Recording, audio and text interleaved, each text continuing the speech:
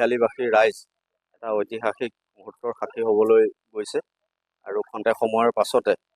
আমাৰ ৰঙিয়া মুকংচেলেক যি যাত্ৰীবাহী ট্ৰেইন বেদেতি এটা গুৰুত্বপূৰ্ণ ষ্টেচন আৰু ইয়াতে ৰখোৱাৰ যি ঐতিহাসিক সিদ্ধান্ত তাৰ কাৰণে আমি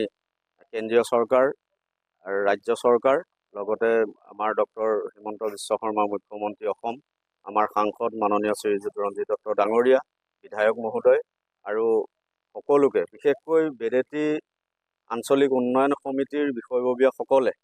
আৰু আমাৰ ইয়াৰ সচেতন ৰাইজৰ তৎপৰতাত তেখেতসকলে আজি যি ঐতিহাসিক মুহূৰ্তৰ সাক্ষী হ'বৰ কাৰণে আমি সফল হ'লোঁ। এই আঞ্চলিক উন্নয়ন সমিতিয়ে বেদেতি ষ্টেচনটো উন্নীতকৰণৰ কাৰণে আৰু বেদেতি ষ্টেচনত যাত্ৰীবাহী ৰেল ৰখোৱাৰ প্ৰতিবাদত এটা সময়ত তেখেতসকলে এটা মানে আইনগত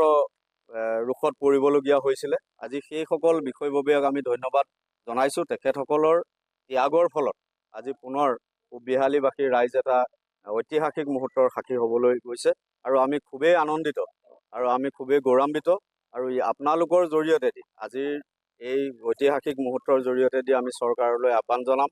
আমি বিষয়ববীয়াসকললৈ আহ্বান জনাম ভৱিষ্যতে আমাৰ বেদেতি ৰেল ষ্টেচন উন্নীতকৰণ কৰি বাকী যিসমূহ যাত্ৰীবাহী ট্ৰেইন আছে আমাৰ আঞ্চলিক উন্নয়ন সমিতিয়ে যি ব্যৱস্থা গ্ৰহণ কৰিছে সেইসমূহ যাতে দাবী সফল ৰূপায়ণ দিবলৈ চেষ্টা কৰে তাৰ কাৰণে আমি অনুৰোধ জনাম।